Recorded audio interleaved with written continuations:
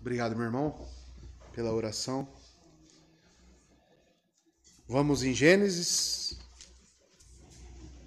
capítulo 1.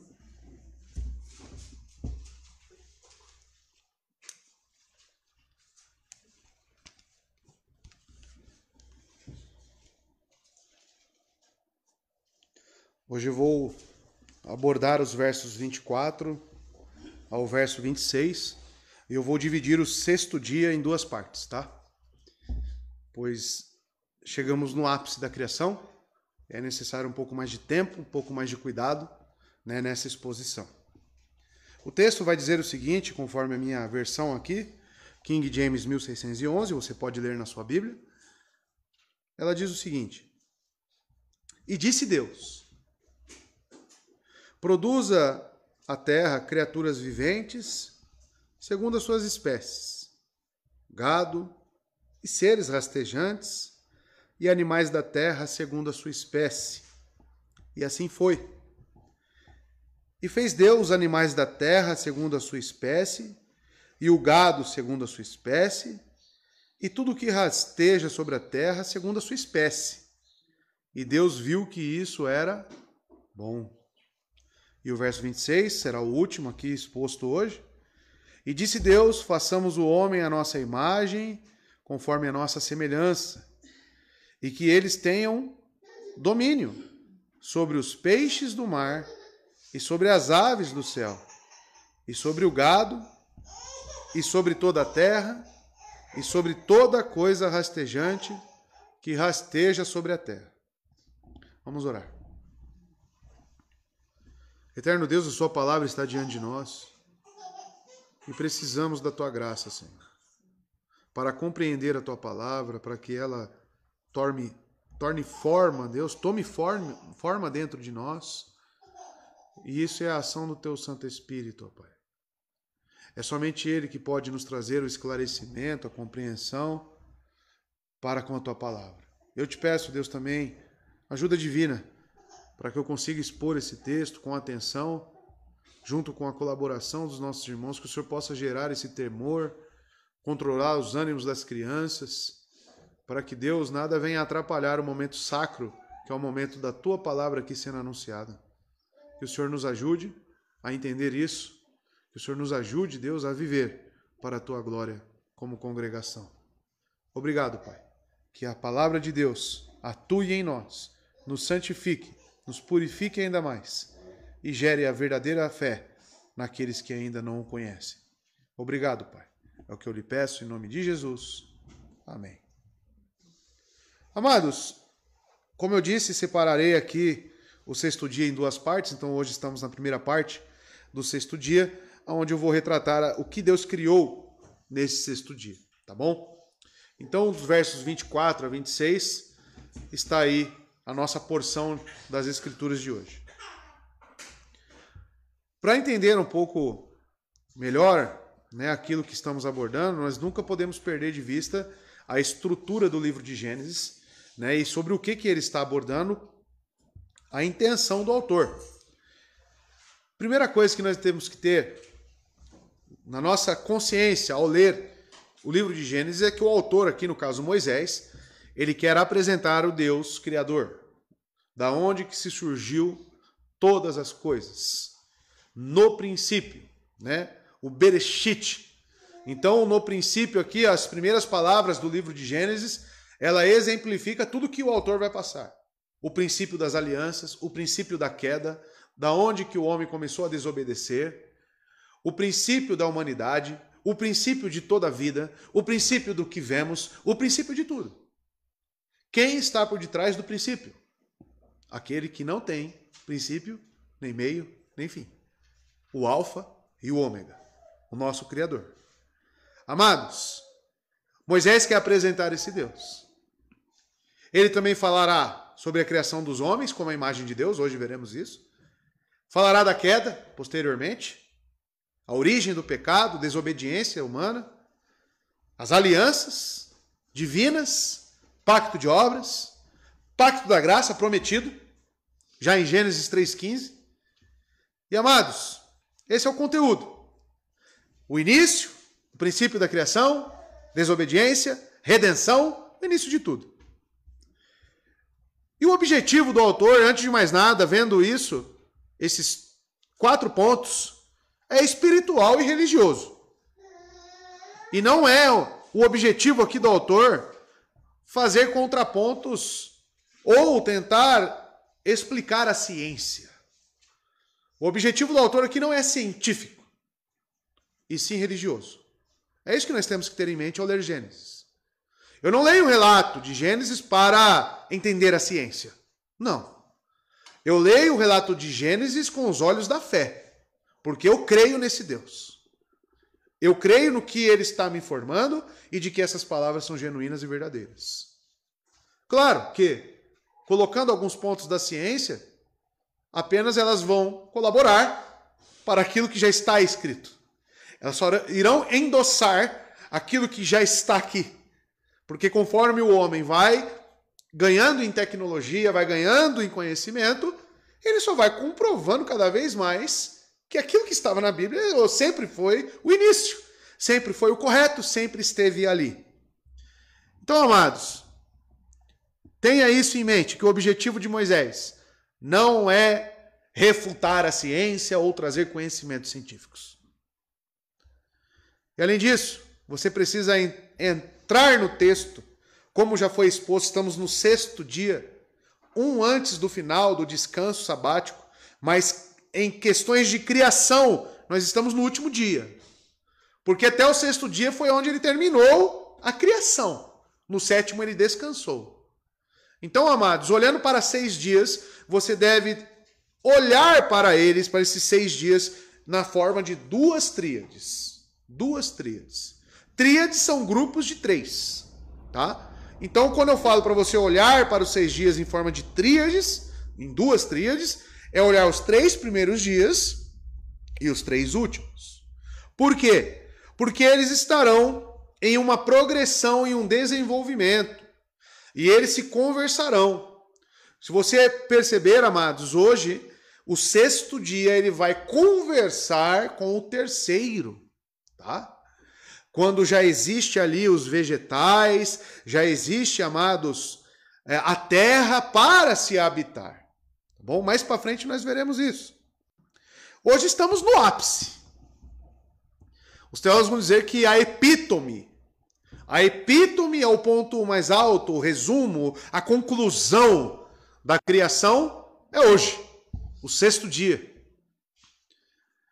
Amados, no 5º dia Deus tinha criado todos os animais no mar, estão lembrados? Falamos do Leviatã, falamos do fervilhar das águas, todas as criaturas marinhas e também os pássaros do céu.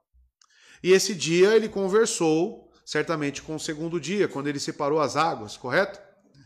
Agora era necessário criar as criaturas da terra. Então já se tinha as criaturas marinhas, agora é necessário criar aquilo que habitaria em terra firme, em solo.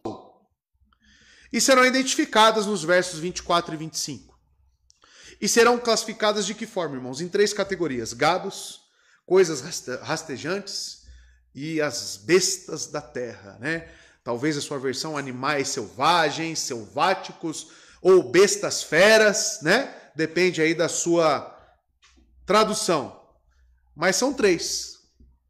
Você também deve ter aí, no lugar de coisas rastejantes, répteis, correto?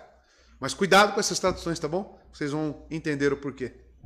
Esse foi o toque final, amados, de Deus, enquanto Deus preparava a casa onde o homem viveria. E assim chegamos no paralelismo da última tríade. O 3º dia, terra seca e vegetais, estando ali assimilado em paralelo com o 6º dia, animais e seres humanos. E vocês vão ver mais para frente que esses vegetais serviriam de alimento para o homem e para os animais também. Tá? Então, é maravilhoso olhar para o relato de Gênesis, porque cada progresso de cada dia nos ensina algo. Nos ensina como nós devemos nos relacionar com a própria criação de Deus. Nós vemos principalmente o envolvimento de Deus com a própria criação. E o fato do homem ser o último ser criado é algo que já deveria te colocar para pensar. E eu falo isso nessa introdução para que quando eu começar a falar, você veja o porquê das coisas. Quando Deus coloca o homem como o último elemento da terra, é porque Ele quer nos ensinar que tudo aquilo que Ele fornece para nós provém dEle. Ele poderia ter criado o homem primeiro, ter preservado o homem naquela terra sem forma e vazia? Poderia. Poderia. E o homem ali vendo tudo sendo criado, mas não. Ele cria tudo e depois coloca o homem. O homem não viu a criação sendo feita. Isso já nos incentiva a olhar para a criação, mesmo aqui, com os olhos da fé. Com os olhos da fé. Então, amados, vamos entrar no texto a partir do verso 24 e, com a graça de Deus, vamos compreender as Escrituras, nos deleitar nela e ter a nossa fé fortalecida. O verso 24, utilizando agora a King James atualizada, vai dizer o seguinte: E disse Deus, que a terra produza seres vivos segundo as suas espécies, rebanhos domésticos, animais selvagens e todos os demais seres vivos da terra, cada um de acordo com a sua espécie, e assim aconteceu. A King James atualizada ela já vai trocar as ordens aqui, tá? Então depende ali da construção, na interpretação e na tradução principalmente do que está no texto, né, no original, no hebraico. Mas a primeira coisa que vemos no texto, e isso é incomum em todas as versões, é que Deus continua projetando a sua criação, Ele continua criando a partir da sua palavra. Está aqui, disse Deus. O processo de todos os dias permanece o mesmo. Isso já deveria, amados, também nos colocar para pensar que se o princípio de tudo nos revela aonde estamos, porque todos nós temos um princípio. Todos nós podemos olhar para trás e olhar nas nossas famílias da onde que nós viemos. Qual é a nossa origem? E essa origem muitas das vezes vai responder muitas coisas. Por exemplo, famílias que estão enredadas em certos costumes ou cultura criada numa família, essa cultura não veio do nada. Essa cultura ela foi sendo construída por alguém. Então você olha para o princípio da sua família e você entende o porquê que você está naquela cultura e porquê que você tem aquela cultura. Quando eu olho para a criação e vejo Deus falando de tudo, o ato criacional é a própria palavra de Deus, logo eu entendo que qualquer coisa para que venha a ter vida tem que partir da palavra de Deus. Tanto que em Romanos capítulo 10, verso 17, diz que a fé vem pelo ouvir. Ouvir o quê? A palavra de Deus. Ou seja, para que eu tenha vida espiritual, isso tem que ter uma origem. Qual é? A própria palavra anunciada de Deus. E nós sabemos, conforme o prólogo de João, no capítulo 1, Evangelho, que essa palavra é o próprio Cristo. Então, por quem Deus faz todas as coisas, melhor dizendo, é o próprio Cristo. Então a vontade de Deus, ela tem o seu agente criacional, Colossenses 1,16, na pessoa de Cristo Jesus. Então quando você lê essas palavrinhas aqui, que talvez passam desapercebidas, e disse Deus, aqui existe um ato entre a Trindade. Aqui existe Deus expressando a sua vontade por meio de Cristo e as coisas passando a existir. Pode colocar Colossenses aqui? 1,16? Isso. Por ele todas as coisas foram criadas, né? Aí, olha lá. Olha que interessante. Pois uma conjunção, né? Nele é ele junto em, né? Nele.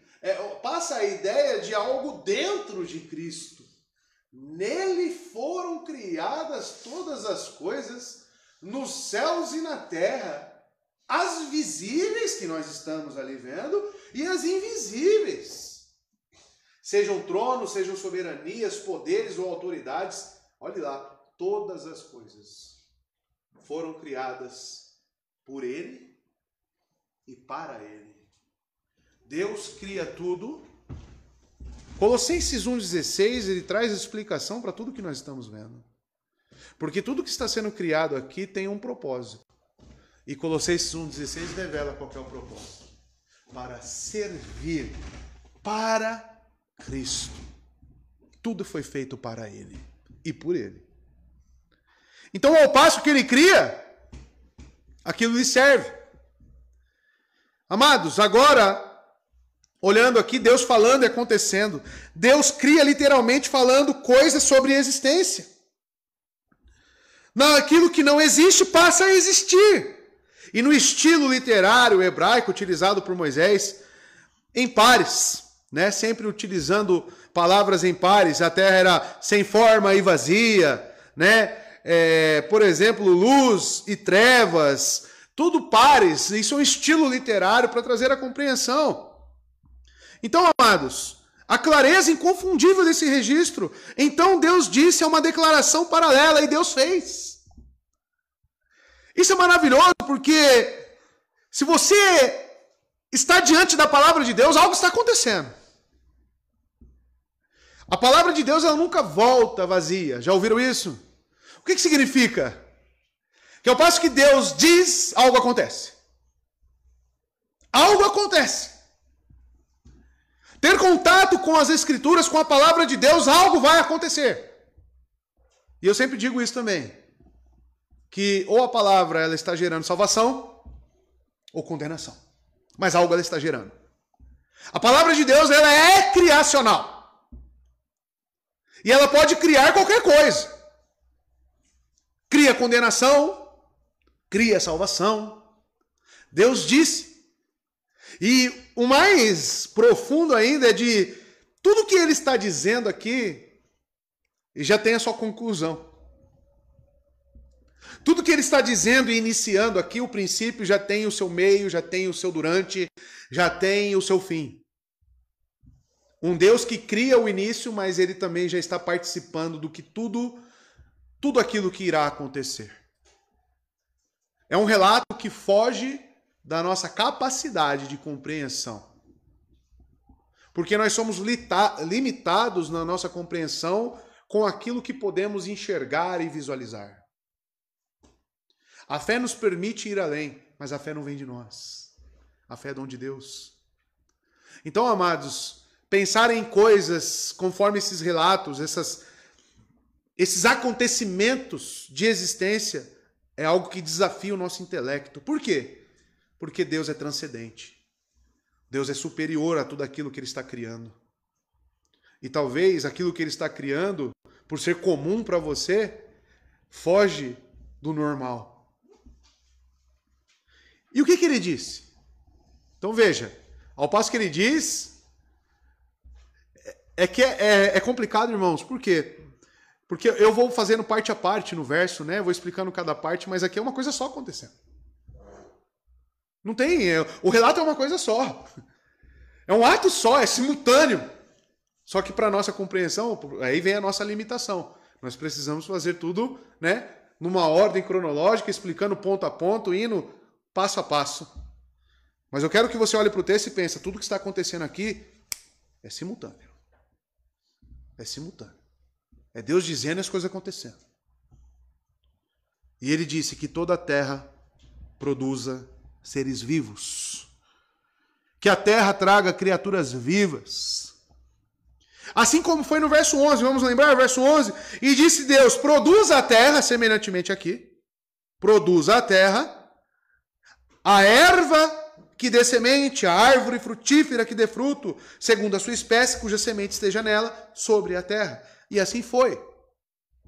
A própria terra, então, produz, da terra se saem esses seres, da terra, que a terra produza, assim como os mares fervilhem um fervilhar. Então, do próprio ambiente da criatura, dali surgiu a criatura.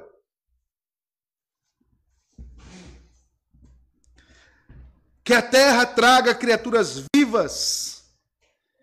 No verso 20, as águas fervilharam. Agora é produzido animais que se relacionam com o ambiente onde eles viverão. Seres vivos que respiram e possuem consciência. Daí vem o termo seres vivos, né? Algumas traduções falam de alma, porque o termo aqui no hebraico pode falar alma, mas não significa que os animais têm alma. Vocês entenderão o porquê mais para frente. Mas sim de que eles respiram e têm uma consciência. Se você perceber, né, e analisar, quando ele criou a relva, as ervas, ele não classificou como um ser vivente. Apenas aqueles que respiram como um ser vivente. Justamente para diferenciar cada criação conforme a sua espécie. E aqui, amados, há um certo aspecto, um milagre tão imenso, como se Deus começasse a criar do nada as coisas que ele ordenou procederem da terra. Amados, proceder da terra, um fato muito interessante, amados. Os corpos dos animais, agora eu vou começar a falar um pouco de ciência, porque como eu disse, a ciência que nós temos hoje, ela pode endossar as palavras aqui. Ela pode nos trazer uma compreensão maior. Vocês sabiam que os corpos dos animais e os nossos corpos têm os mesmos elementos encontrados no chão, na terra? Os minerais. O nosso corpo tem a mesma constituição química encontrada no solo. Aí eu olho para o texto e falo, a terra produza. Mais para frente veremos que Deus fez o homem do pó da terra. Isso é maravilhoso. E quando ele diz que a terra produza, é que ele está, amados, partindo de um ato criacional com aquilo também que ele já tem ali. Então, amados, os corpos dos animais são compostos dos mesmos elementos que a terra. Os corpos dos animais têm os elementos químicos que a terra possui. Então, amados, para serem moldados e formados, e quando morrem, eles voltam para onde? Para a própria terra. Porque são feitos dos mesmos elementos químicos. Na verdade, isso é a nossa realidade também. Capítulo 2, verso 7 vai dizer: o Senhor Deus formou o homem do pó da terra e soprou nas suas narinas o sopro da vida, e o homem se tornou alma vivente. Amados, o relato continua, e Deus diz que a terra produza seres vivos segundo suas espécies. O que está acontecendo aqui da própria terra, irmãos? Está sendo produzido uma gama inumerável de animais. Quando eu digo para os irmãos que é simultâneo o que está acontecendo, aqui está surgindo todo tipo de criatura que você pode imaginar que vive na terra. Daqui está surgindo dinossauros, sim. Daqui está surgindo formigas, insetos, lagartos, cobras, tudo que você pode pensar de animal, vaca, camelo, tudo está sendo produzido. Se você pensou que no mar, né? E nós, quando pensamos no mar, nós pensamos em uma certa distância, né? Você em terra firme e olhando para o mar e tentando imaginar aquele fervilhar de um fervilhar. Agora eu quero que você imagine você na terra e do seu lado brotando esses animais. E por toda a terra. Toda a terra produzindo seus animais. Com a ordem de Deus. O ato criacional de Deus. Segundo as suas espécies. Ele criou criaturas vivas. Ele se refere aos animais terrestres, que ele vai agora elencar. Ele vai trazer 3 categorias. E estes não concordariam, se você pensar, vamos entrar na categorização temporária de animais como anfíbios, répteis e tudo isso, mamíferos e assim por dizer. Você que estudou ciência na escola lá, você lembra que a professora falava para você separar os animais, né, dentro lá de... Aí as classificações tinham inúmeras classificações. A Bíblia nos fornece apenas 3, irmãos, dos animais terrestres. E veremos isso. A Bíblia só dá 3: gado, coisas rastejantes, gado também pode ser colocado como animais domésticos, coisas rastejantes ou répteis e bestas da terra, ou animais selváticos. Selvagens, né? Rebanhos domésticos vem da palavra berremá, do hebraico berremá. E isso representa provavelmente todo tipo de animais grandes, de 4 patas. A palavra hebraica é traduzida aqui como rebanho, tá? Berremá é traduzido como rebanho. Refere-se a gado, animais que podem ser domesticados, tá? Ovelhas, cabras, bois, certamente estavam aqui incluídos. Todos são conhecidos primariamente por sua utilidade para a humanidade. Pode parecer simples para você, mas nós conseguimos já enxergar aqui os decretos de Deus. Quando eu digo que Deus não está só criando o princípio aqui, porque ele é um Deus de decretos, ele é um Deus que ama antes de você amá-lo. Ele é um Deus que te elege antes mesmo de você existir. Quando eu penso que ele criou animais que poderiam ser domesticados, logo eu vou pensar na serventia desses animais para o homem. Então o homem não foi criado para poder arar a terra e do suor do seu rosto comer. Ele poderia ir nas árvores e comer dos frutos da terra. Mas após a queda, e aí você já começa a ver a projeção do que Deus está fazendo aqui. Deus já está fornecendo animais que serviriam ao homem no seu estado caído. Deus está fornecendo animais domesticados que serviriam como sacrifícios para ele, para que houvesse perdão ali externo para os seus pecados. Os sacrifícios.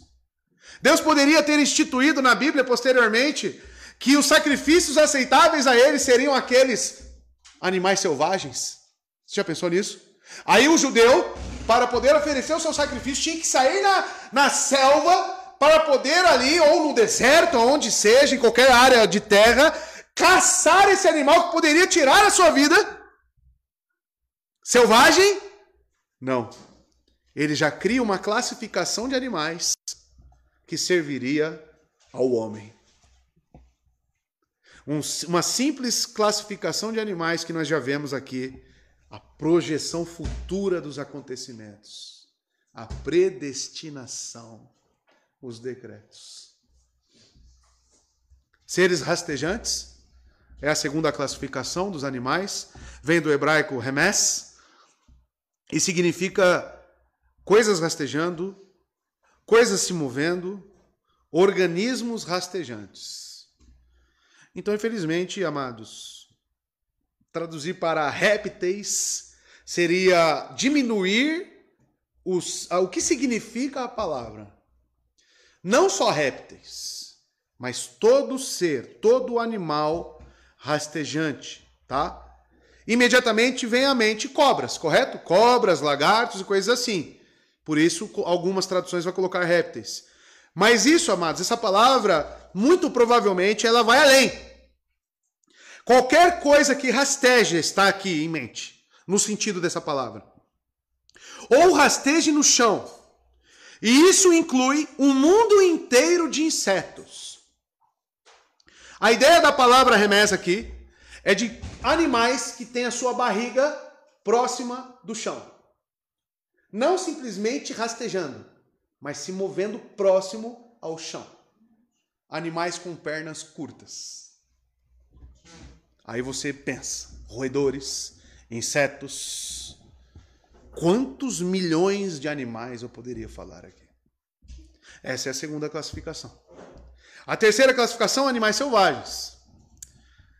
E então a terceira categoria, animais da terra, seriam animais de 4 patas, de algum tamanho, que geralmente não são domados. Animais selvagens, brutos. Pensamos imediatamente em leões, girafas, elefantes, rinocerontes, e hipopótamos, tigres, animais gigantescos, dinossauros. Sim, que o homem não teria capacidade de domesticar. Em geral, Esses seriam os grandes mamíferos que vagam pela terra de forma selvagem. Esses incluem, como eu disse, dinossauros e uma figura conhecida por Jó, relatada em Jó, por Behemoth. Jó 40, verso 15 ao 19 e 24, depois, vai dizer o seguinte: veja o Behemoth, que criei quando criei você, e que come capim como boi. Então é um animal como boi, né? Que força ele tem em seus lombos, que poder nos músculos do seu ventre. Sua cauda balança como um cedro.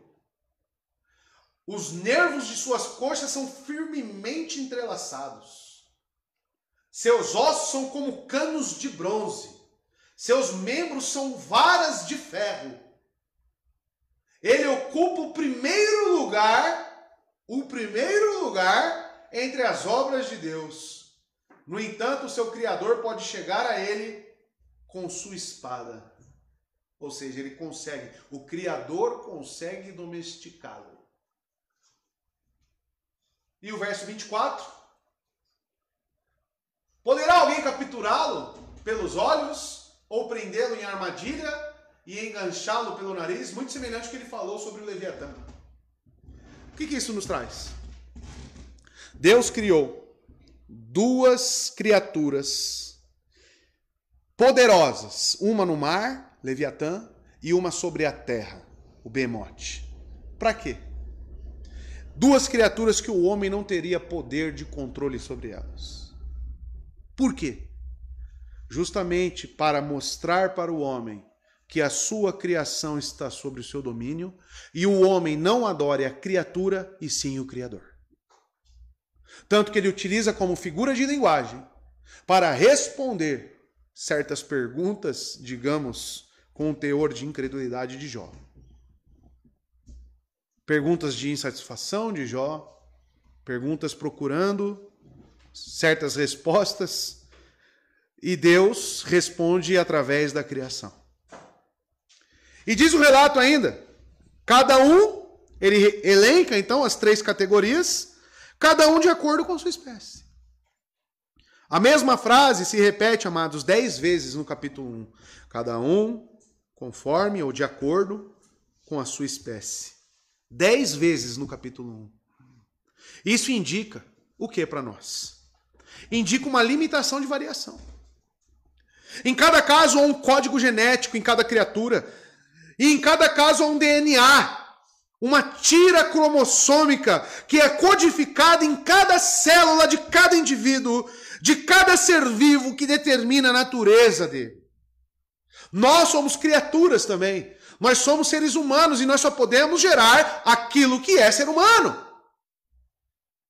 O relato bíblico, ele já desmantela toda a imagem, toda a ideia de evolucionismo, que o homem veio do macaco. Não, foi cada um feito conforme a sua espécie. Macaco só pode gerar macaco. Humano só pode gerar humano. Cada um conforme a sua espécie. E certa vez eu perguntei para um evolucionista que está aqui nessa sala, para ele me mostrar o processo de desenvolvimento de um homem a partir do macaco. Porque se trata de um processo de evolução, nós estamos analisando essa teoria a partir de um produto final. E também de um produto inicial, que é o macaco e o homem já desenvolvido. Mas para ele chegar nesse ponto, existe um caminho, não existe? Não é uma evolução? Eu quero que me mostre. Hoje, o homem sendo desenvolvido aqui nesse estado intermediário. Ou próximo aqui, ó. Aonde está? Arqueologia.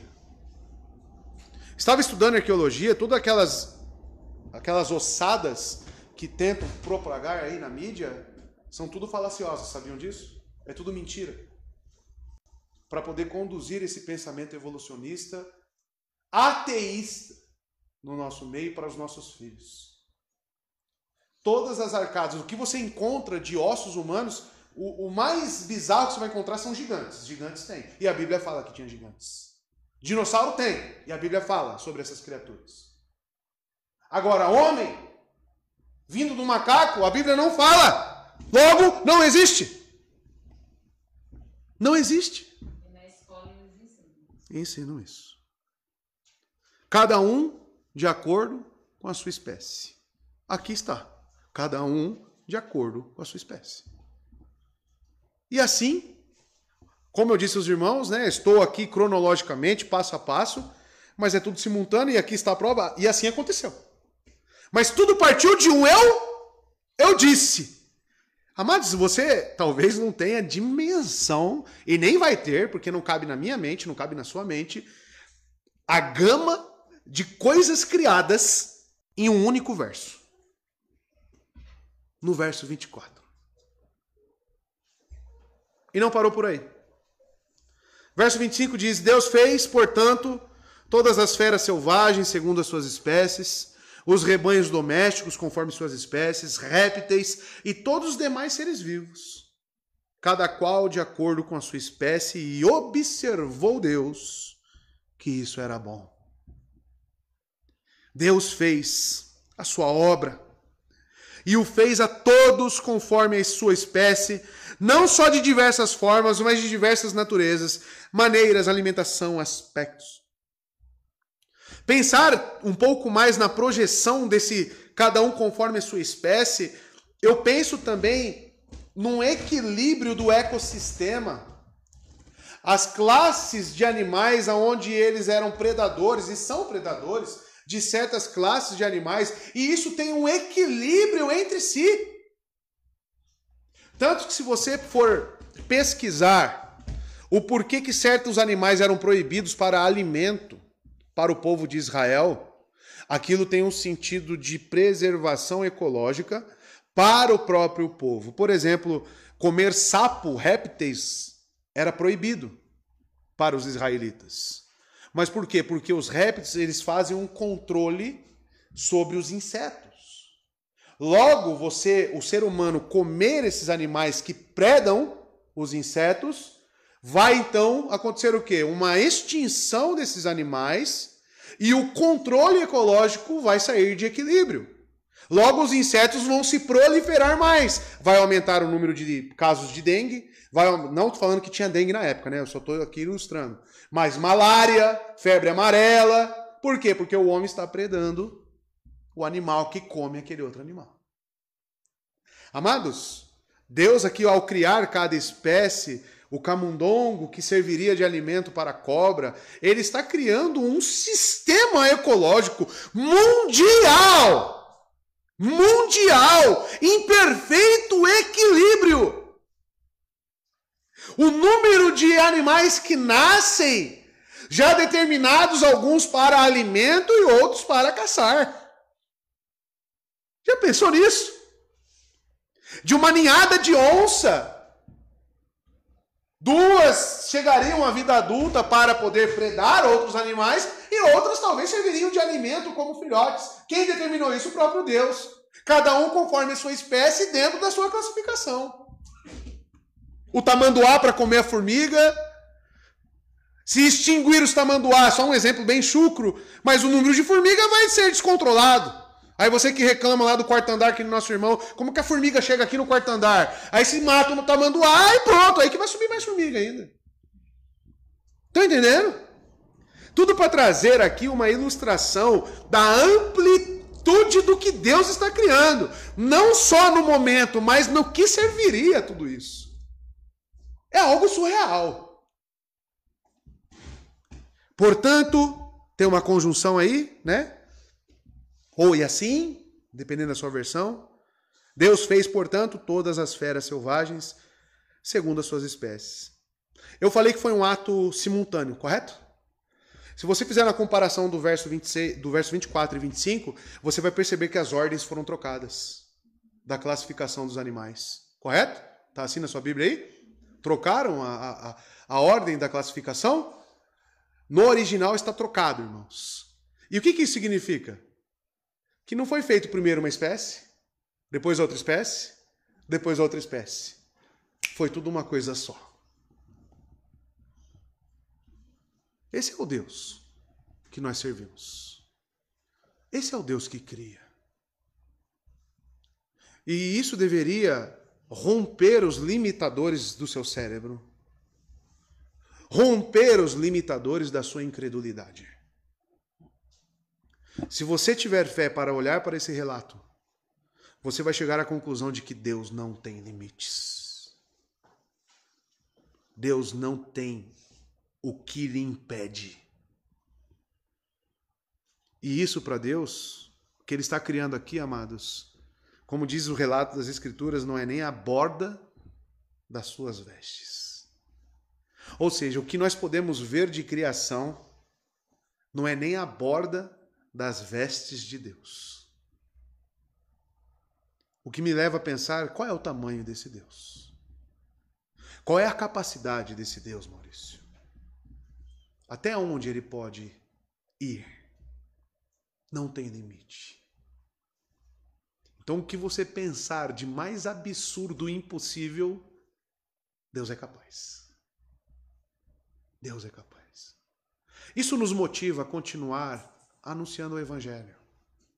A saber que o Evangelho é a palavra de Deus e, segundo Paulo, é o poder de Deus. Em Romanos ele fala que o Evangelho é o poder de Deus.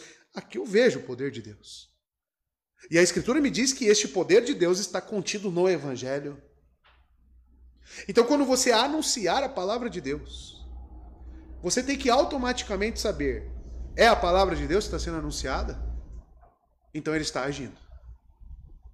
Ele está criando algo. Nesta manhã Ele está criando algo. Talvez imperceptível aos seus olhos. Mas Ele está agindo. Ele está dizendo. Ele está falando. E mais uma vez ele vai repetir no verso 25, né? A ordem dos animais. E vai dizer cada qual de acordo com a sua espécie. Quanta ênfase, né? Cada qual conforme a sua espécie.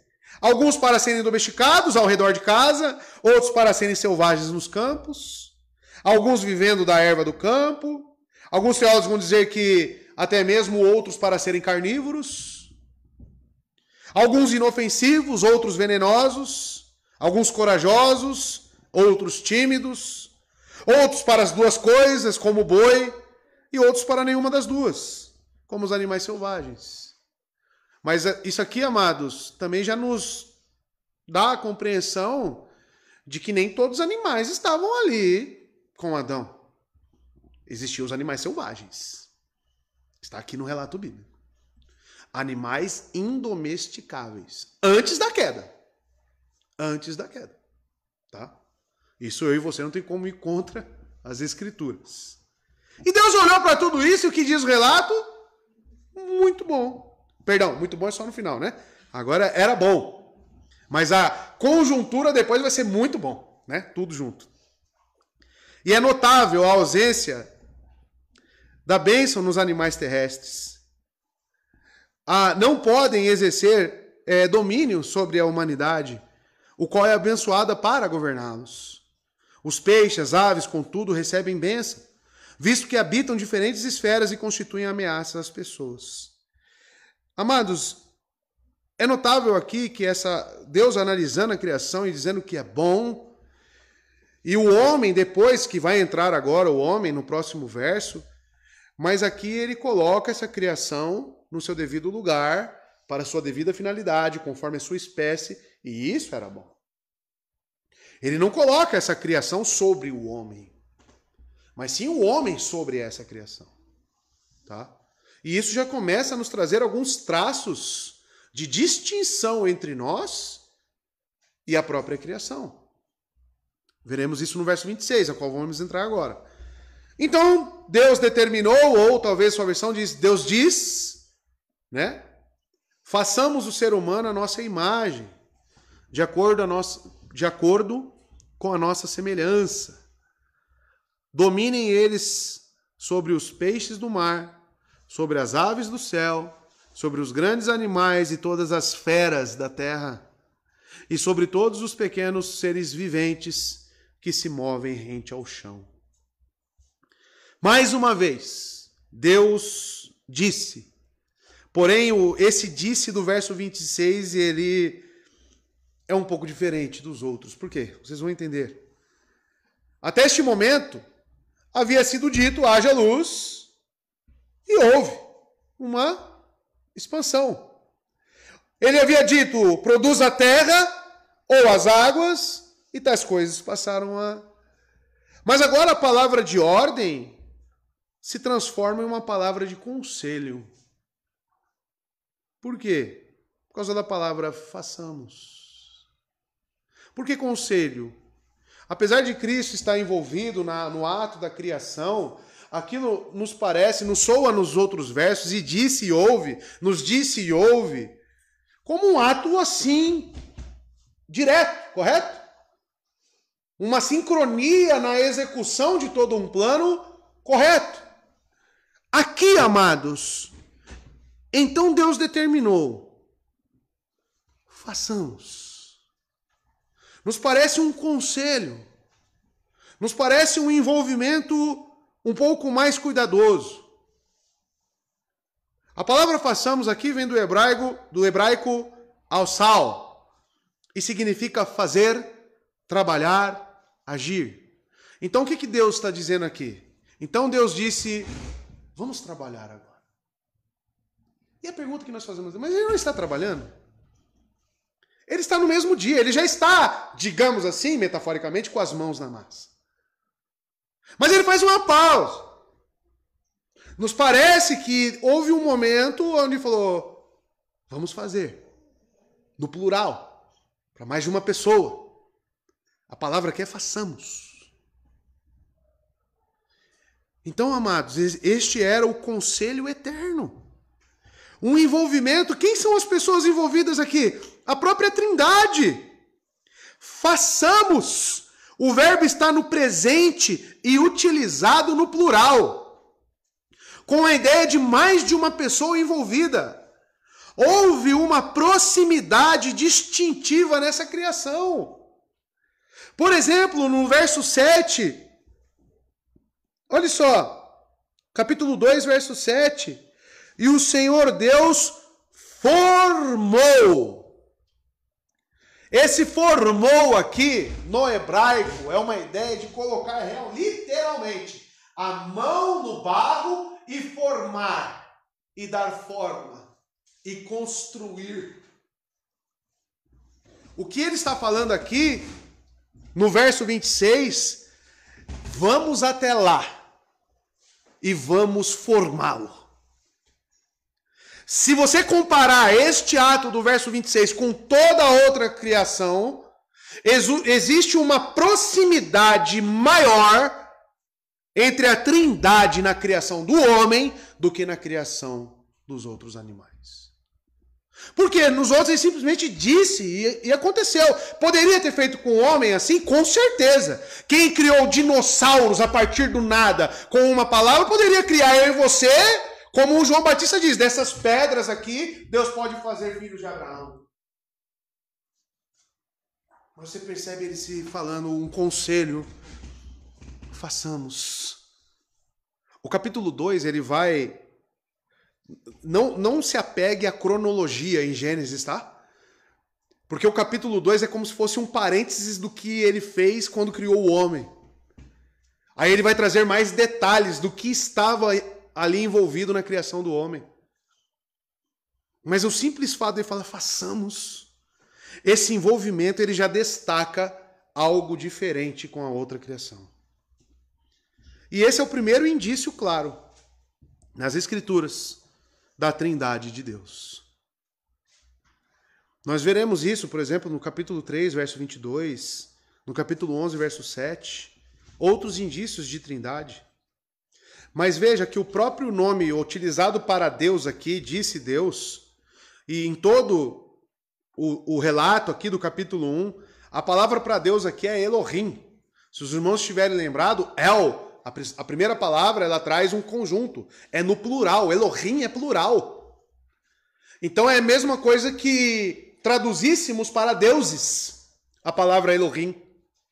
Então veja, a Trindade ela está implícita aqui nessas palavras. Então, amado, significa o quê?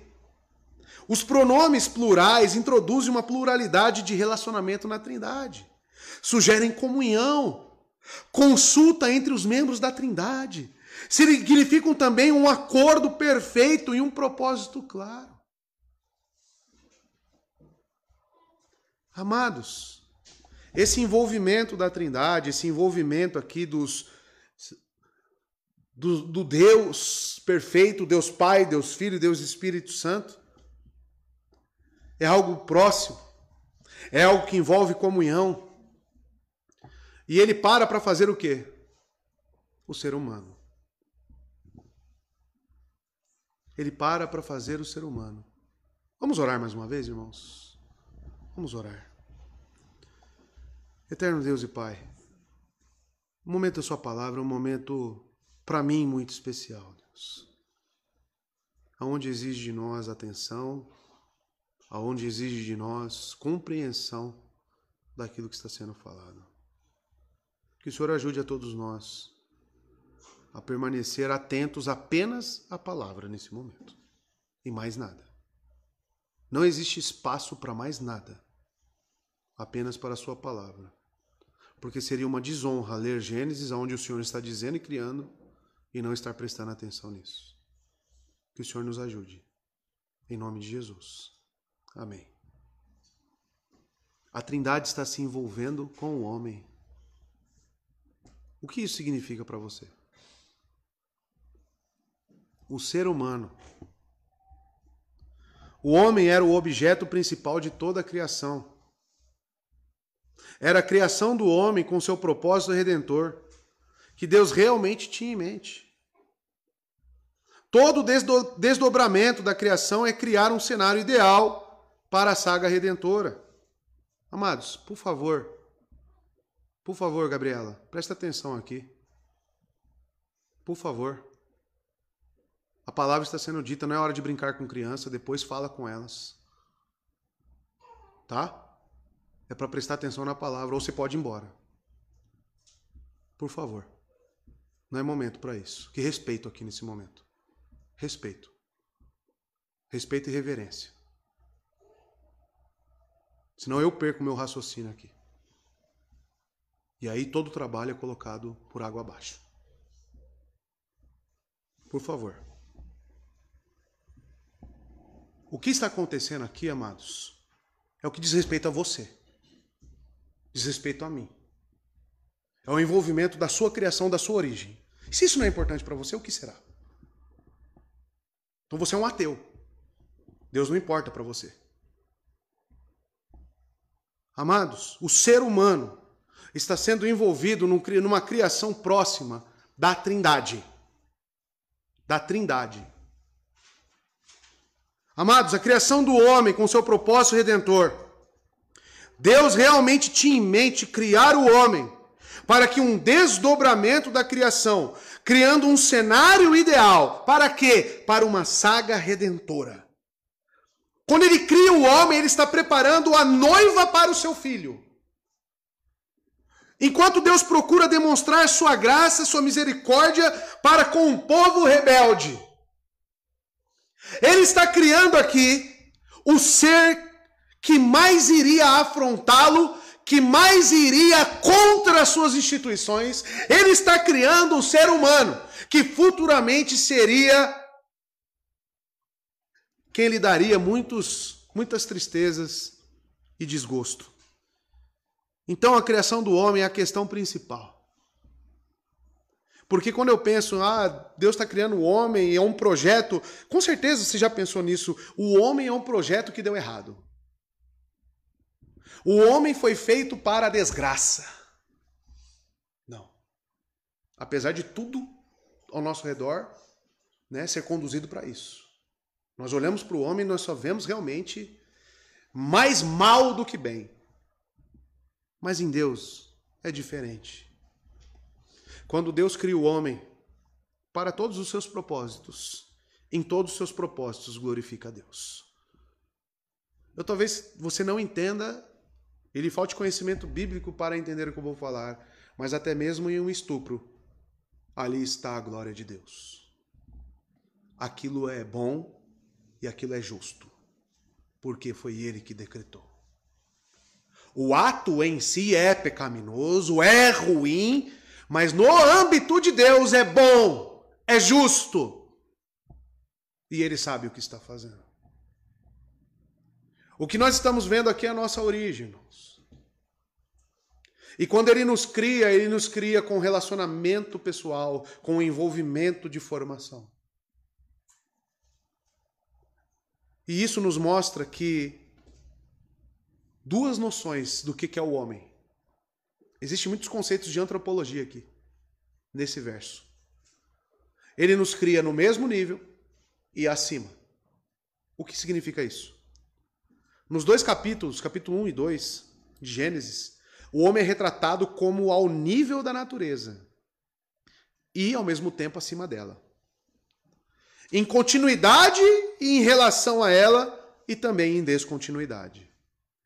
Partilha o sexto dia com outras criaturas, é feito do pó da terra como outras criaturas, alimenta-se como outras criaturas também, e se reproduz sob uma bênção semelhante, que nós vimos no verso 22 e no verso 28. E abençoou Deus, sejam férteis, multipliquem-se. Esse mesmo conceito está sobre os homens. Então tudo isso nos coloca no mesmo nicho, no mesmo nível. Assim pode muito bem ser estudado em parte e mediante os estudos dela. Elas constituem a metade do seu contexto. Então, amados, quando eu olho a criação do homem, segundo o que as Escrituras estão nos apresentando, existem similaridades e diferenças. Quando Deus cria todas as coisas aqui provenientes da terra, ele está utilizando da mesma forma, do mesmo método, o mesmo alimento para com o homem. Porém, com distinções também. Ou seja, quando ele nos ensina isso, quando ele nos relata que somos feitos do mesmo material, do pó da terra, nos alimentamos da mesma coisa que elas, como o verso 29 e 30. E a mesma bênção está sobre nós, multipliquem-se e sejam férteis. Isso nos traz qual ideia? De que ao olhar para essa criação, aquilo tem similaridades para com o homem, ou seja, então ao estudar a criação eu posso entender do que eu sou constituído. Olhar para a natureza, de certa forma, pode nos trazer respostas sobre nós mesmos.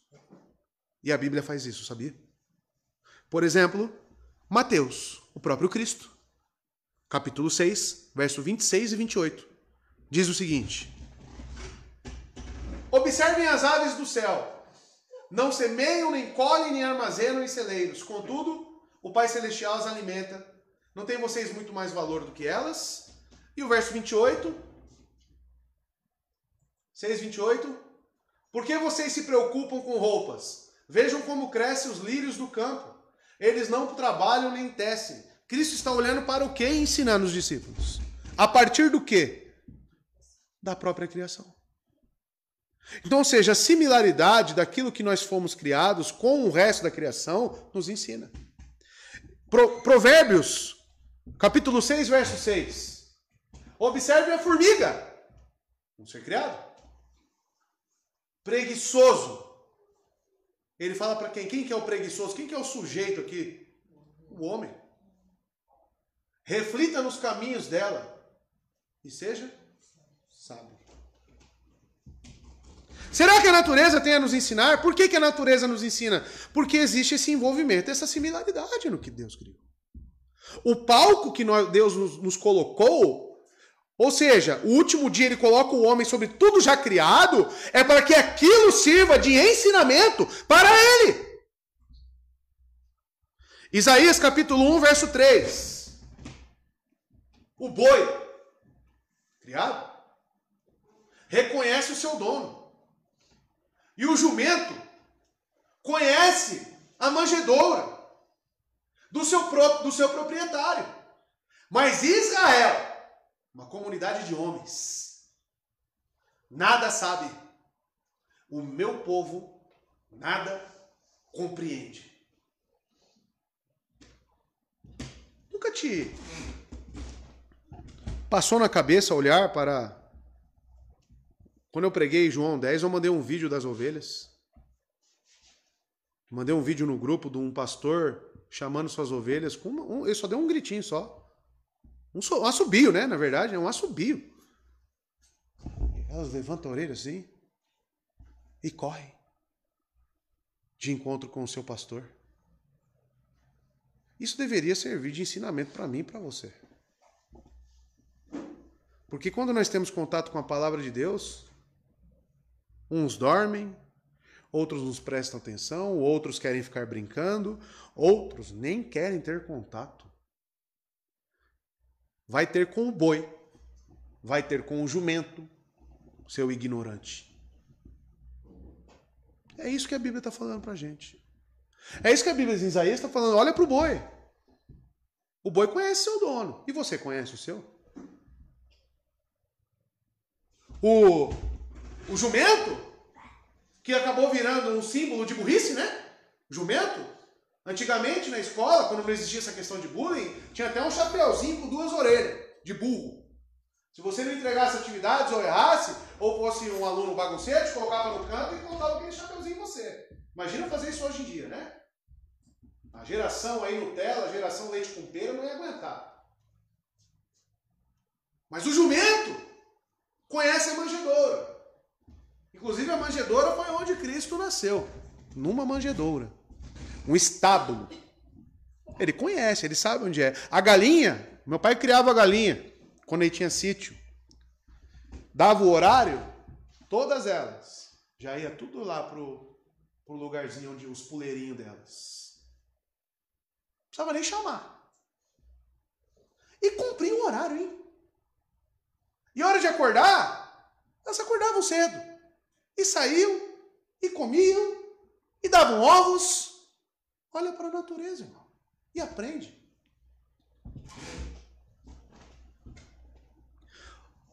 A decadência do pecado no homem é tamanha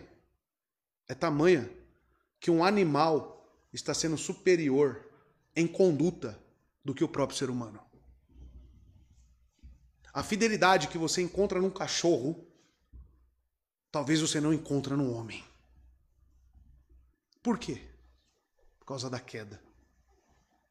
Por causa da degradação do homem.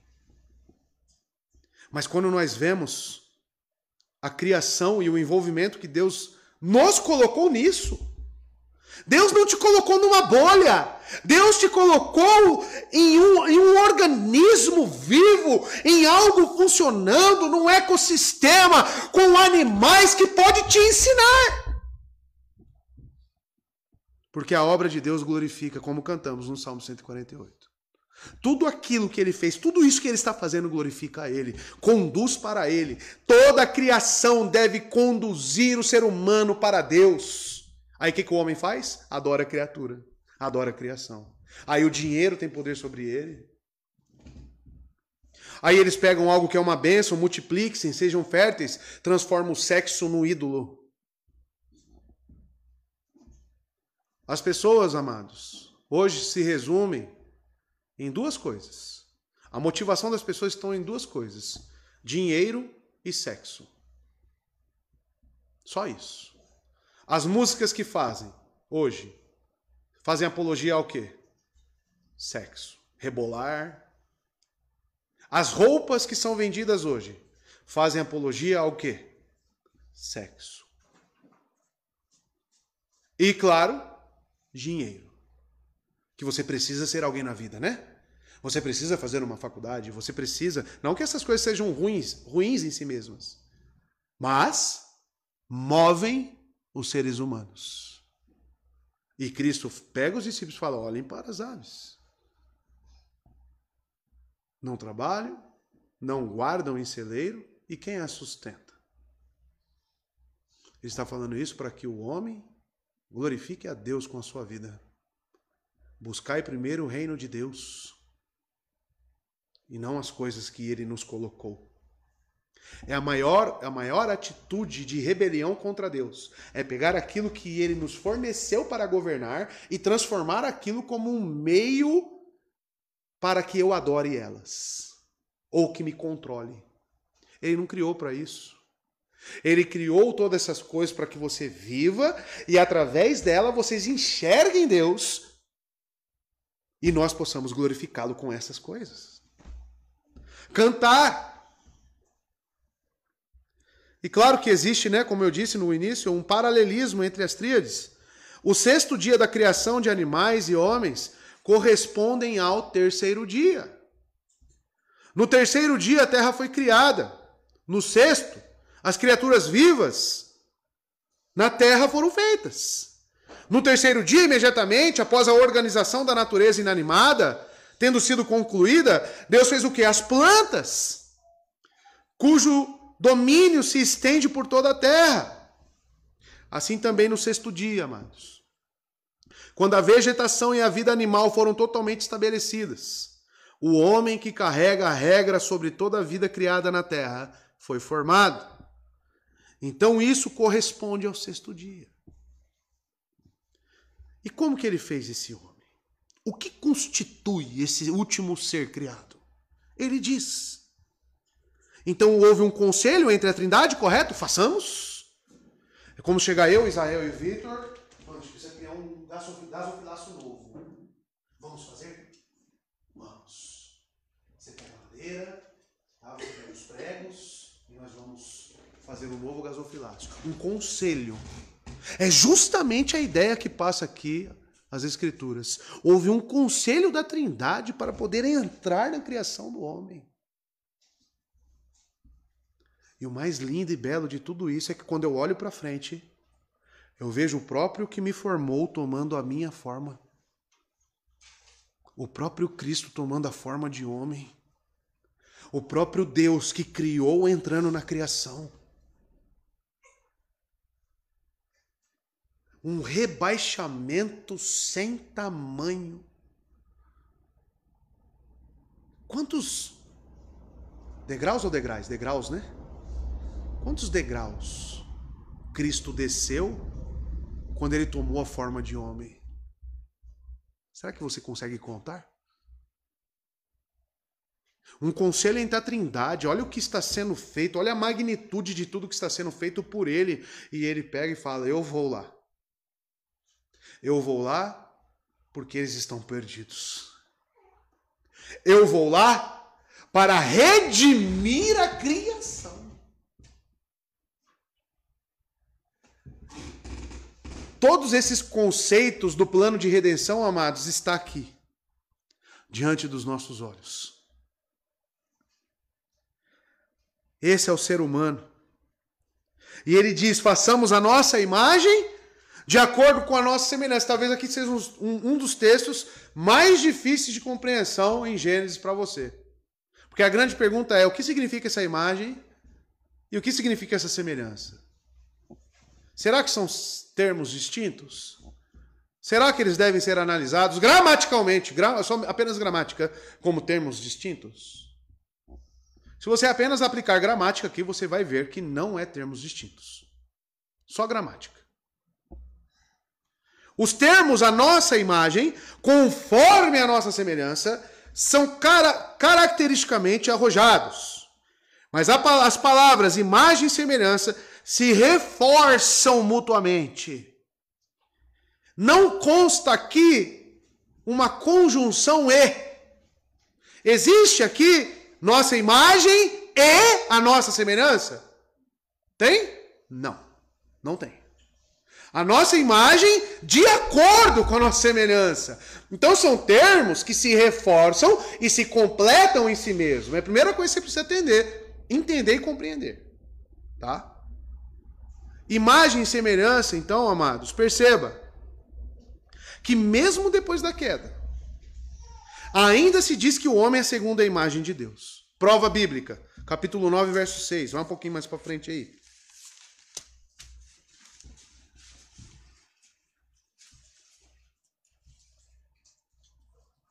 Olha o que ele diz. Quem assim derramar o sangue do homem, pelo homem, seu sangue será derramado. Tem um pois a imagem de Deus, ele fez o homem. Ou seja, mesmo após a queda, o conceito de imagem e semelhança de Deus não se perdeu. Se você também perceber Tiago no Novo Testamento, você pode colocar aí Tiago 3, verso 9, por gentileza, Rodrigo. Veja só o que Tiago vai dizer. Com a língua bendizemos o Senhor e Pai, e com ela amaldiçoamos os homens, feitos à semelhança de Deus. Tiago diz isso.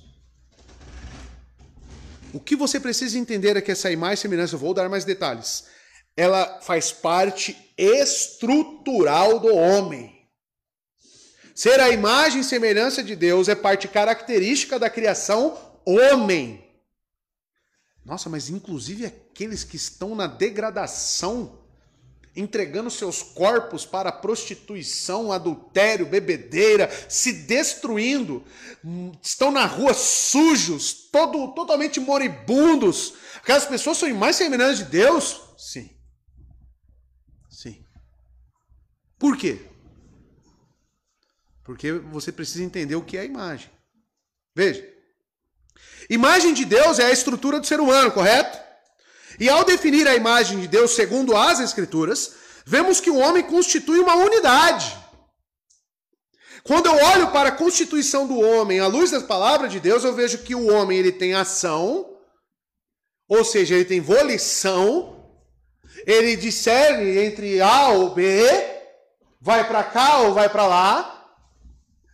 Ele também tem pensamentos, ou seja, ele tem um intelecto, e ele possui também algo chamado de sentimentos ou emoções. Ele se entristece, ele se alegra, ele chora, então ele tem emoções. Então, amados, o conjunto dessas três características, ação, volição, pensamento, intelecto e sentimento, que é a área das emoções, constitui o que nós chamamos alma.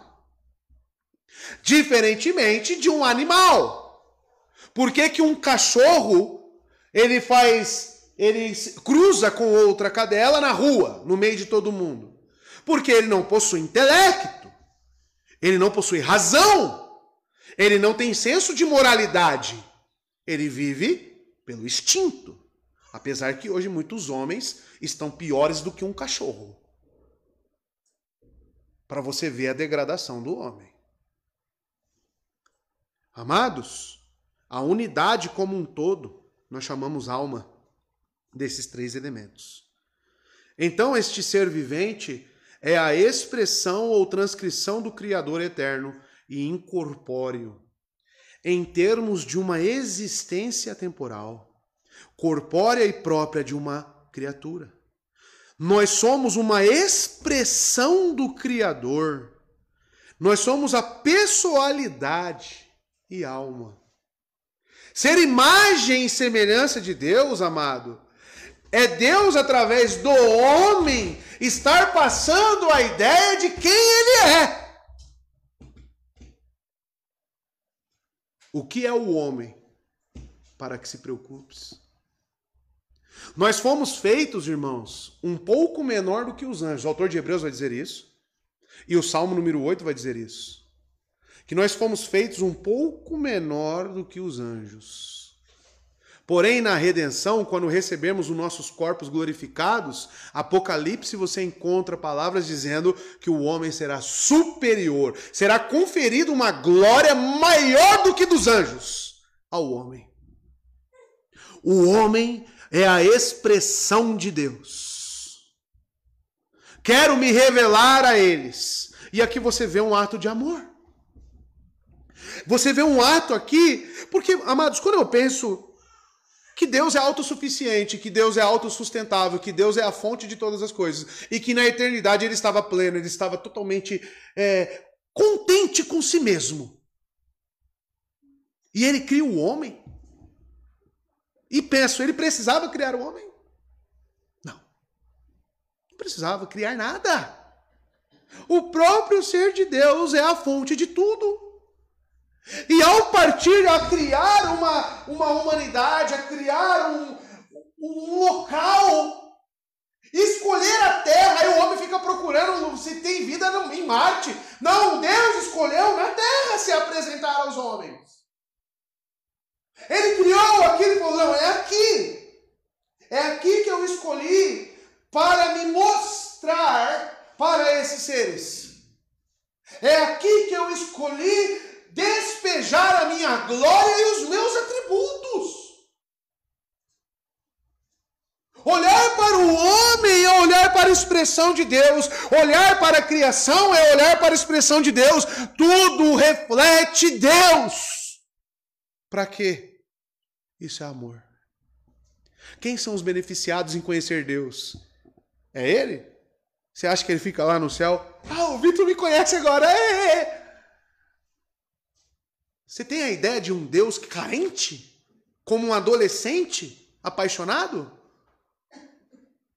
Tudo que Ele faz é para benefício da própria criação. Imagem e semelhança de Deus é essa expressão de volição. Deus tem volição? Tem vontade. Quero fazer a terra. Ele fez. Quero salvar o Victor. Ele fez. Então Deus tem volição. Deus tem emoções? Se entristece com a atitude dos homens? Sim. Deus tem intelecto? Poxa vida, você olhar para esse relato de Gênesis e falar que Deus não tem um intelecto, você é o ser mais ignorante que pode existir no planeta. O equilíbrio entre os planetas, a gravidade, o ecossistema, tudo, o animal servindo para o outro. Você pensar que esse Deus não tem lógica nele, que esse Deus não tem um pensamento, um intelecto, é o cúmulo do absurdo. E tudo isso é refletido em quem? No homem. O homem foi dotado de uma capacidade em semelhança a Deus, que ele consegue, irmãos, reproduzir a gestação em vidro. Ele consegue pegar o esperma do homem, o óvulo da mulher, fazer a inseminação artificial, colocar de volta no útero da mulher e gerar. O homem conseguiu desenvolver elementos transgêneros para que os alimentos que nós temos na mesa hoje, eles se reproduzam mais rápido, eles gerem mais rápido, para que não falte alimento. E claro que isso quer ganhar também, né? Mas olha a capacidade que Deus dotou eu e você.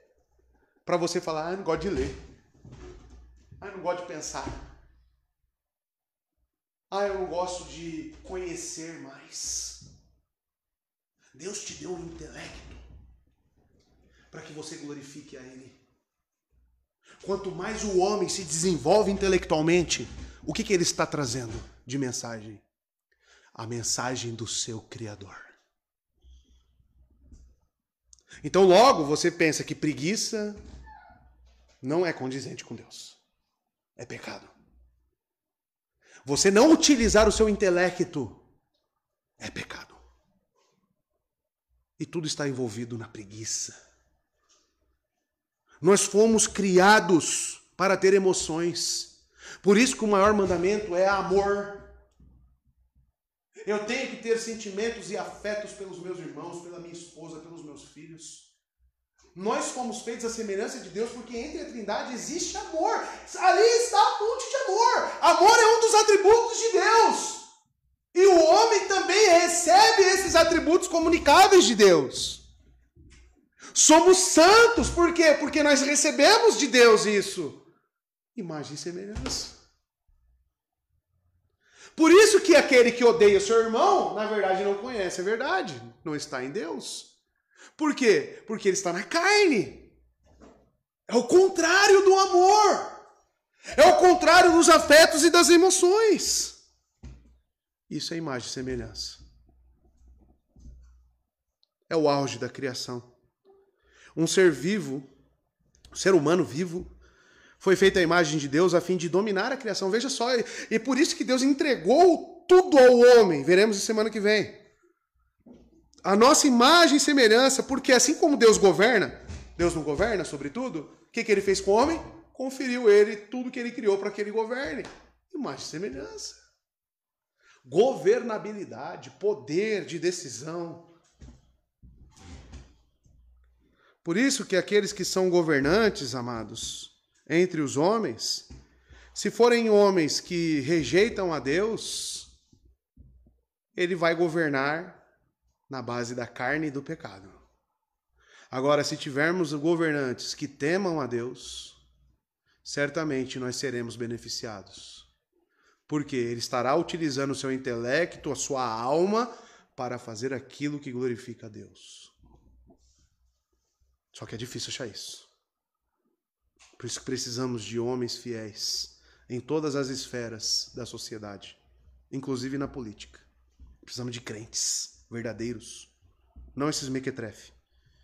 Ele produziu essa criatura de modo especial, amados. O homem apresenta o selo da sua própria semelhança. Você tem noção de que honra que é isso? Você tem noção de que Deus que está nos concedendo? O próprio fato de você ser criado à semelhança dele, isso é uma dádiva. Isso, ser semelhante a ele. Eu não consigo nem... Eu fico constrangido de pensar nisso. De que ele criou o homem à sua imagem e semelhança. É a transcrição, é como ele transparece para nós através do homem. E você é isso. Você é isso. É assim que o homem foi criado, sem pecado, perfeitamente capacitado para governar bem e glorificar a Deus bem. Tanto é que ele vai falar que tudo é muito bom. Se tivesse mancha de pecado, ele não falaria isso.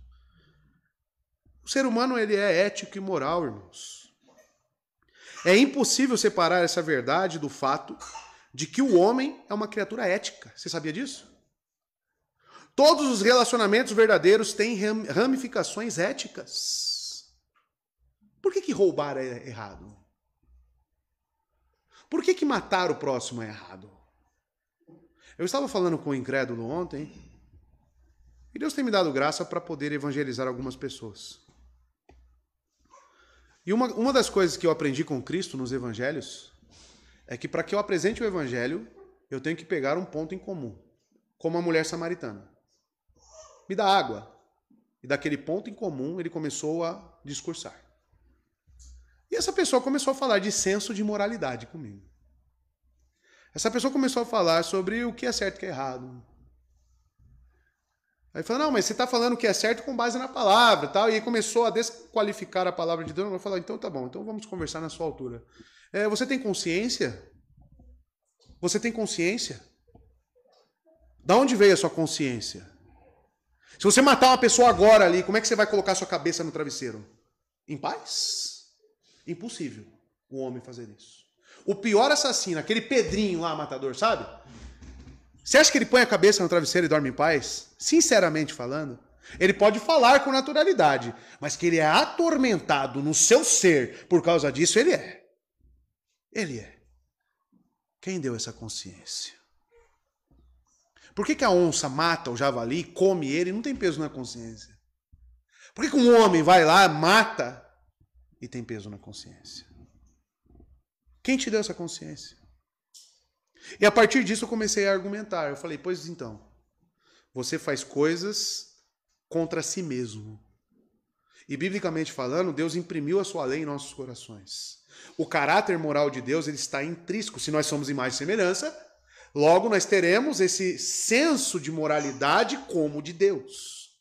Os 10 mandamentos, de certa forma, está impresso em nós. Sabiam disso? E as leis, temos aqui estudante de direito. Qual que é a história das leis? Da onde que veio? As primeiras leis instituídas. Matar é errado porque está na Constituição? Veio antes. Deus é a base da moralidade. Deus é a base do senso moral. E o homem tem isso impresso. O pior indivíduo, ele tem isso impresso dentro de si. Isso é ser imagem e semelhança de Deus também. Então eu comecei a argumentar com essa pessoa a partir do senso da sua consciência. Eu falei, então, se você concorda comigo que a consciência não é algo gerado no laboratório, correto? Foi no laboratório, chegou lá, eu quero comprar minha consciência. Né? Tá aqui, compra, injeta em você a consciência. Foi assim? Não, nós nascemos com ela. Eu falei, então quando você faz algo na sua vida e a sua consciência é ferida, você já está tendo um alerta. Você já está tendo um anúncio de que a sua vida está errada. Agora você tem duas saídas diante da sua consciência. Ou você anula ela até o ponto dela ser cauterizada, como diz as Escrituras, ou você começa a pensar, por que eu estou fazendo isso? Aí eu disse, sabe por que eu não gosto de tudo isso aqui que vocês vivem? Eu falei isso. Porque isso não me representa mais. Isso não me alimenta mais. E eu digo mais. E ele concordou comigo, tá, irmãos? Todas essas pessoas que estão aqui bebendo, dançando, né, glutões, é porque são pessoas frustradas consigo mesmas. Essas pessoas não têm paz para com Deus. Essas pessoas vivem tristes. Essas pessoas vivem sem respostas consigo mesma. E eu falei, você consegue encarar quem você é no espelho? Ele falou para mim assim, eu tenho crises de ansiedade quando eu penso nessas coisas. Todas as pessoas que se deleitam, que são idólatras, que colocam o trabalho acima, é porque elas são insatisfeitas consigo mesmas. Elas não encontraram respostas para si mesmas. Como que um crente verdadeiro vive? A resposta é Jesus Cristo. Para tudo. E aí ele falou para mim, me deixou falando sozinho, irmãos. Ele falou, não vou falar mais com você que eu tô ficando doido. E foi embora. Deixou falando sozinho. E depois eu ia falar com ele e ele fugia de mim. Porque eu estava colocando ele de frente para o espelho, irmão. Eu estava colocando ele de frente com a consciência dele, irmão. E claro, indiretamente, falando do Evangelho. Por mais que ele negasse as Escrituras, não precisava ficar falando, tá na Bíblia. Versículo tal, capítulo tal. Não precisa fazer isso. Eu introduzo conceitos bíblicos na vida dele. E ele, por ser imagem e semelhança de Deus, tá vendo qual que é a base da evangelização? Para a alma? É quem nós somos. Nós refletimos Deus. Quem nós somos? Esse é o primeiro ponto. Porque o ateu, o mais incrédulo que você conheça, ele vai permanecer sendo imagem e semelhança de Deus. Então você tem algo em comum. Esse é o ponto. Ele tem uma consciência. Esse é o ponto. Entende? Então você não precisa começar a falar sobre a predestinação, a eleição. Não.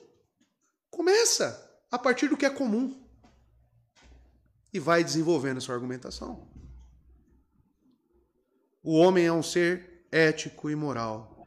Só que a queda desconfigurou isso. Veja, Colossenses 3, verso 9 e 10, o que diz?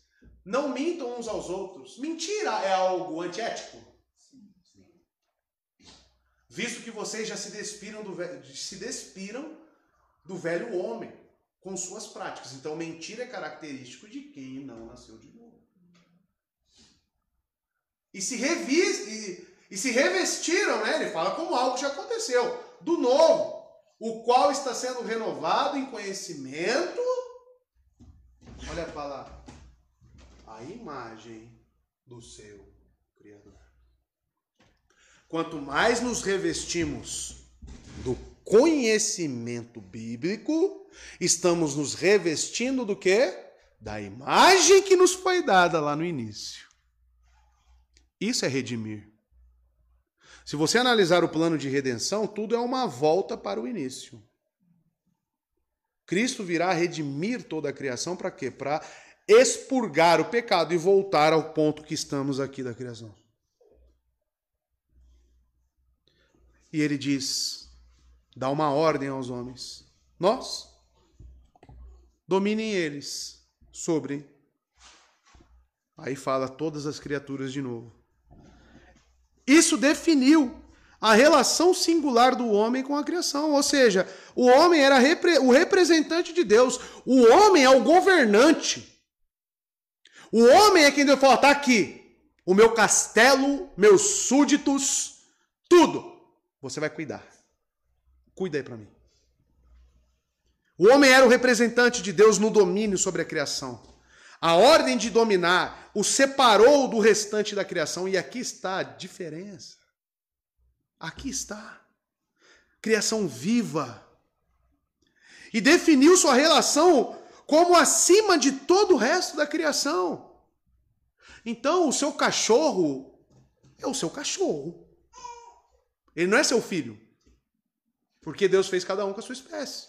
Ah, mas eu amo tanto ele. Ele permanece no cachorro. Aí tem pastores. Eu não sei nem descrever o sentimento que eu tenho.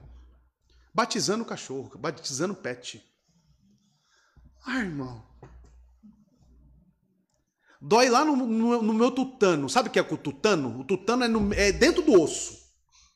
Dói o meu tutano. Ver certas coisas e ler textos como esse. Batizar um cachorro, Israel. Tem cabimento um negócio desse? Olha o ponto. A igreja, daqui a uns anos, irmãos, a igreja evangélica, ela vai, se já não aconteceu isso, ela vai perder totalmente a sua moral. Totalmente a sua credibilidade, irmãos. Nós estamos caminhando a passos de sermos banalizados cada vez mais. Banalizados. Por causa de ignorâncias bíblicas como essas, heresias. Por isso que eu cobro, irmãos, eu falo, porque a gente precisa fazer diferente. A gente precisa viver com seriedade, conforme a palavra. E isso reflete o pensamento do salmista que nós cantamos aqui, Salmo 8, verso 4 a 8. Olha só, reflita, medite sobre essas palavras. Pergunta, o que é o homem para que com ele te importes? Só com essa primeira pergunta, será que o salmista olha para todo o bem conferido ao homem e ele enxerga-se tão pequeno para uma honra tão grande? Será que ele pensa isso? O que é o homem? Eu pergunto aí para ele, o que é o homem, Deus? Por que você confira tamanha bênção? Aí pense, mulheres, eu vou voltar nesse ponto, e esse ponto vai ser bastante batido. Ele te deu, olha como você é abençoado. Você que é mãe. Ele te deu a capacidade de gerar um indivíduo que é a imagem e semelhança dele. Você tem noção? Você pode gerar vida à imagem e semelhança de Deus. Será que um parto glorifica a Deus? Será que filhos glorificam a Deus? Por causa disso. Porque somos imagem e semelhança de Deus. E o Filho do Homem para que com ele te preocupes. Então ele não só confere honra, ele se preocupa ainda em se relacionar, em amar, em cuidar, em mandar chuva no tempo certo, mandar alimento, te dar saúde. Continua. Tu o fizesse um pouco menor do que os seres celestiais, os anjos, e o coroastes de glória e de honra. Tu o fizesses dominar as obras de tuas mãos sobre os seus pés, tudo pusestes. Todos os rebanhos e manadas, e até os animais selvagens, porque o homem consegue ir lá e dominar. Só o Bemote e o Leviatã que não, né? Mas o resto é o resgate do Éden que eu encerro aqui com esse pensamento. Assim como o homem é introduzido na história da humanidade, é inevitável não estabelecer o contraste entre a forma e qualidade em que fomos criados, para o que é apresentado com mácula e pecado. Mas Deus, em sua infinita misericórdia, já trouxe redenção para a humanidade. Foi prometida após a queda, em Gênesis 3,15. Vamos ver? O proto-evangelho. Isso aqui é conhecido como proto-evangelho. Gênesis 3,15.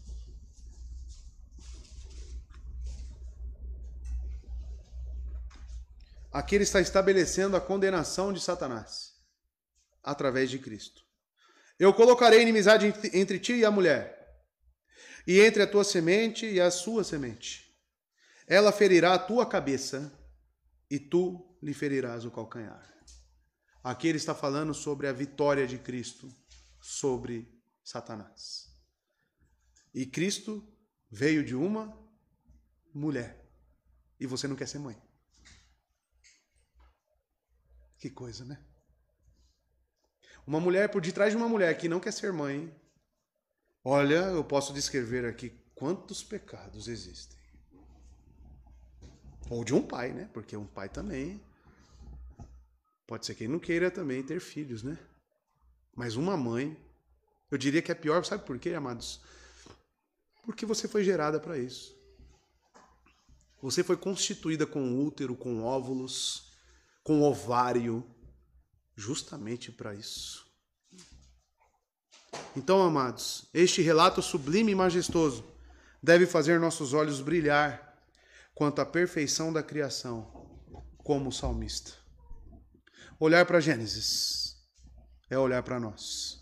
É olhar para o início e redescobrir, porque se perde, né? O princípio da nossa vida e o propósito de nossa vida. Por isso que o homem foi feito para glorificar a Deus. Agora acho que você entendeu o que é a finalidade do homem nessa terra, com base em Gênesis.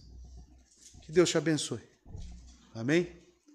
Que a igreja continue crescendo em graça, em conhecimento e principalmente obediência a Deus. Vamos orar?